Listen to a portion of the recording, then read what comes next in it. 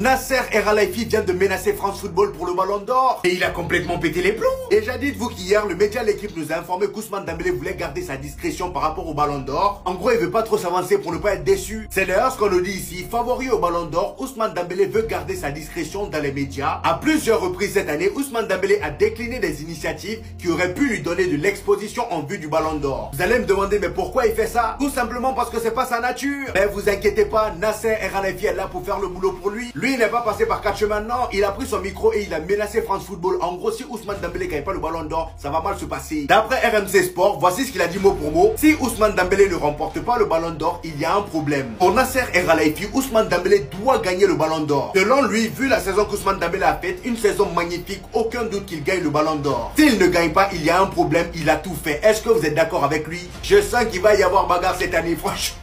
Là, c'est pas Florentino Pérez qui va juste se contenter d'un boudage et ne pas venir à la cérémonie. Non, non, non. Lui, il a carrément prévu qu'il va foutre la merde. Il a terminé en disant, mais le plus important, comme je le dis toujours, c'est l'équipe. C'est une star, mais la star maintenant, c'est l'équipe. Voilà, il termine en beauté en disant que la star, c'est l'équipe. Effectivement, là maintenant, le Paris Saint-Germain, c'est un vrai collectif. C'est pas, voilà, il n'y a pas des individualités qui ressortent à chaque fois. Écoutez bien ce qu'il a dit. Nasser, il a parlé du Ballon d'Or et il a parlé français. Vu la saison qu'il a faite, une saison magnifique, aucun doute qu'il gagne le Ballon d'Or. Si Ousmane Dembélé ne remporte pas le Ballon d'Or, il y a un problème. Il a totalement raison, mais comme d'habitude, les gens sont tombés sur Nasser. C'est gênant de dire ça alors qu'il y a Hakimi dans son club. En quoi c'est gênant? Les dirigeants, ils sont pas comme nous, hein. Le club, les supporters, les dirigeants, depuis janvier, on dit Dembélé, il est en train de faire une saison Ballon d'Or. Quand il était meilleur buteur européen, en début de saison, il était à 20 buts en 15 journées.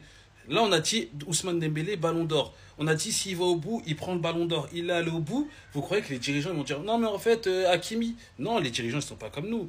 Ils ont choisi un joueur, ils vont aller au bout. Moi, j'ai un problème avec certaines personnes qui font la propagande d'Hakimi. J'ai fait une vidéo pour dire que la propagande d'Hakimi, je la comprenais, elle était juste, elle était noble, elle était méritée pour un joueur comme Hakimi qui a fait une saison extraordinaire.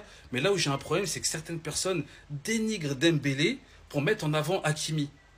Alors que nous, on met les deux en avant, on dit que les deux, ils ont fait une saison extraordinaire et qu'il n'y a rien à dire sur leur saison. Les deux méritent le Ballon d'Or.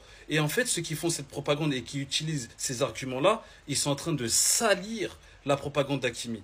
Vous êtes tellement ridicule, mais tellement ridicule. Je vois full up de supporters parisiens s'embrouiller entre Dembouz et Hakimi. Qui mérite le Ballon d'Or? Déjà, je vais être clair, hein. Les deux méritent le Ballon d'Or. Voilà, comme ça, c'est dit. Hakimi mériterait très bien de prendre le Ballon d'Or. Tout comme Dembouz mérite de prendre le Ballon d'Or. Voilà, faut arrêter au bout d'un moment. Mais de là à s'insulter entre vous, mais oh là, vous êtes ridicule, s'il vous plaît, vous êtes ridicule. Si des gens ont envie de propagander Hakimi, qu'ils propagandent Hakimi. Pourquoi vous venez les insulter pour ça? Si des gens veulent propagander Dembouz, pourquoi les Marocains vous les insultez également? Arrêtez de casser les couilles, les frères. Pour moi, Dembouz sera Ballon d'Or. T'as vu, pour moi, Dembouz sera Ballon d'Or parce que même si Hakimi mérite, Dembouz, les frères, il y a quand même ce truc du genre offensif qui a marqué dans les grands matchs, tu vois. Même si Hakimi également a marqué de ça, mais vous savez, il latéral, c'est un poste beaucoup plus ingrat, vous le savez. On va pas faire semblant, s'il vous plaît. En plus de ça, c'est Dembouz qui a pris les trophées de meilleur buteur, c'est lui qui a pris les trophées de meilleur joueur de Ligue des Champions, meilleur joueur de Ligue 1. Forcément, c'est le genre de détails qui vont jouer, ça va jouer. Et pour moi, Dembouz aujourd'hui mérite d'être le Ballon d'Or. Est-ce que ça veut dire qu'Hakimi ne mérite pas? Pas du tout. Hakimi pourrait très bien mériter. Il a fait la saison ultime pour latéral. Mais voilà, tout le monde ne sera pas Ballon d'Or, il n'y en aura qu'un seul, donc au bout d'un moment, faire des choix. Mais arrêtez de vous embrouiller pour ça, c'est n'importe quoi. Regardez qui c'est qui revient. Regardez qui c'est qui est de retour. Jamais de ma vie j'ai haï un footballeur comme toi. Ça a rien de gratter, hein. Viens rien gratter. Hein. Je suis en contrat, moi aussi, je suis champion d'Europe. Le paramètre de Bruyne, c'est plus il est rouge, plus il est fort. Ce fils de chien, plus il sourit, plus il est gai sur le terrain. Je préfère faire jouer Wanda sous crack, même Franklin sans saison 6, que ce Schmeta. Venez pas me dire oui mais c'est comme Fabien Ruiz, avant tu l'appelais Lara Fabian, aujourd'hui c'est le roi d'Europe. Je sais, mais il y avait un potentiel. Est-ce que vous voyez un potentiel chez ce type-là? Même West Ham ils l'ont lâché. Si t'as le malheur de revenir, c'est moi qui vais t'attendre devant le campus. Oh non, tu vas pas rentrer. Il faut que je me mette tout nu, zizi, balance sous canicule devant le campus pour t'empêcher de rentrer, je vais le faire. Et fini de parler de celui qui avale des galettes de crack au lieu d'aller jouer au foot. Maintenant il reste 8 équipes, Coupe du Monde des clubs. Nous on affronte le Bayern Munich des Jaguars. Il n'a pas peur de nous. Il n'a pas peur de nous, ils ont le vent en poupe. C'est une très bonne équipe qui est très dominante en Ligue des Champions. Malgré tout, nous les avons déjà battus une fois cette année. Ça date de septembre ou octobre, mon frère. Avec tout le respect que j'ai pour toi. Saison 2023-2024, c'est nous, on a frappé en demi-finale, on aurait pu affronter le Real en finale. L'année dernière, enfin plutôt cette saison, c'est les Céréales de Madrid qui ont flop face à Arsenal. D'ailleurs, bien vu Arsenal. Maintenant, qui va nous séparer?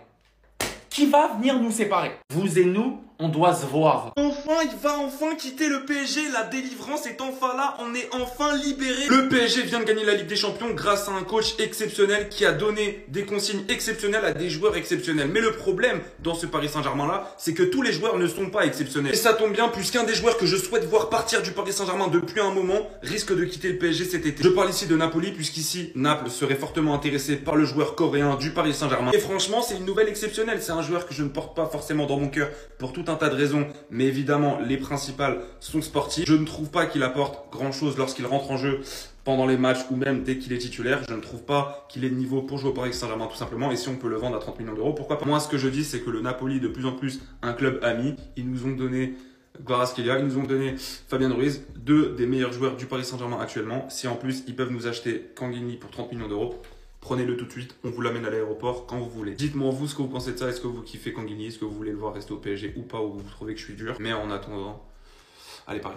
Bon les frérots, on va arrêter de parler des petits frères barcelonais, hein, ils ont pris la clim, on va les laisser digérer tout ça. Nous, on prépare un quart de finale de Coupe du Monde des clubs contre le Bayern, demain après-midi, 18 h à Atlanta pour une place en demi-finale les frérots. Ça va être un très gros match. Je vais vous partager le 11 du Bayern contre Flamengo. Je vais vous dire les modifications, les dangers et surtout qu'on peut vraiment leur faire mal.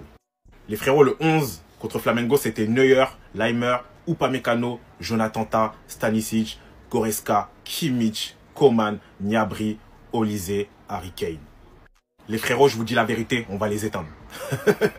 On va les éteindre. Voilà, c'est tout ce qui va se passer. Ça va être le même 11 à un joueur près. Pour moi, voilà, Kingsley Coman, il a une blessure musculaire. Du coup, je pense qu'il ne devrait pas être là. Ça devrait être remplacé par Musiala. Sinon, pour moi, ça va être la même chose. Les qualités, c'est l'expérience. Voilà, ils ont une équipe d'expérience. Techniquement, c'est très fort. Offensivement, Michael Olise, Harry Kane, il faudra faire un focus sur ces joueurs-là parce qu'ils sont très dangereux. Pareil avec Goretzka et Kimmich. Voilà, des joueurs d'expérience qui jouent ensemble depuis très longtemps. Mais sinon, aujourd'hui, le point faible, c'est la défense. Upamecano, il survole la défense. Mais sinon, Jonathan Tah, c'est lent. 46 en rapidité, en vitesse. Et nous devant, on a des laisse tomber. Il est mort. Il est mort. On va l'étrangler. C'est tout ce qui va se passer. Pour moi, voilà, Paris Saint-Germain, c'est plus fort dans tous les compartiments. Et c'est pour ça qu'on va se qualifier en demi-finale. Voilà. Aujourd'hui, il n'y a aucune pression en Coupe du Monde des clubs. On est impoli, insolent. On veut éteindre tout le monde. On est champion d'Europe et personne ne va parler avec nous. Voilà. Les gars, je vous ai dit que c'était le retour du trash talk. Et là, je vais pas lâcher. Je vais pas lâcher. Ils sont morts. Enfin, il va enfin quitter le PSG, la délivrance.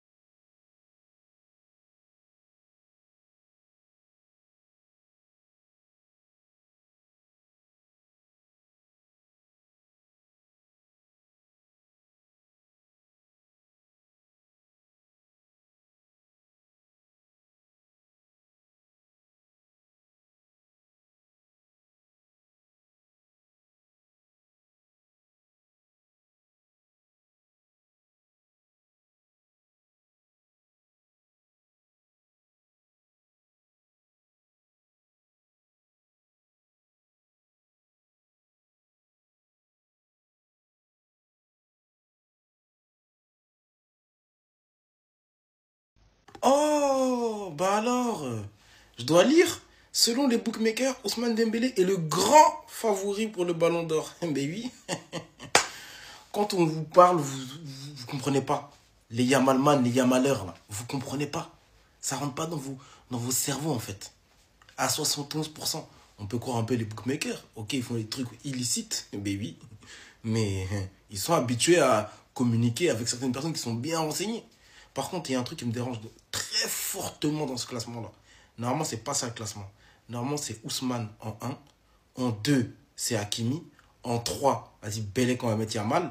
En 4, Vitinha. Et le reste, après, on s'en fiche. On s'en fiche. Mais par contre, c'est officiel, les gars. Quand je vous dis rendez-vous en septembre, vous m'écoutez pas. Vous êtes têtus, vous aimez débattre, dire des ouais, non, mais la double confrontation de Yamal, c'est nanani, c'est le spectacle. On s'en beurre. On s'en beurre. Ok? Il y a quelqu'un qui a été élu meilleur joueur de la Ligue des Champions. Meilleur buteur dans son championnat, meilleur joueur de son championnat. Comment est-ce que vous voulez ne pas lui donner son ballon d'or, en fait? Par quel moyen? D'ailleurs, Bayern, rendez-vous Sabado. Hein. C'est comme ça qu'on dit en espagnol, non? Sabado. D'accord? Sabado, rendez-vous Sabado, vous allez voir.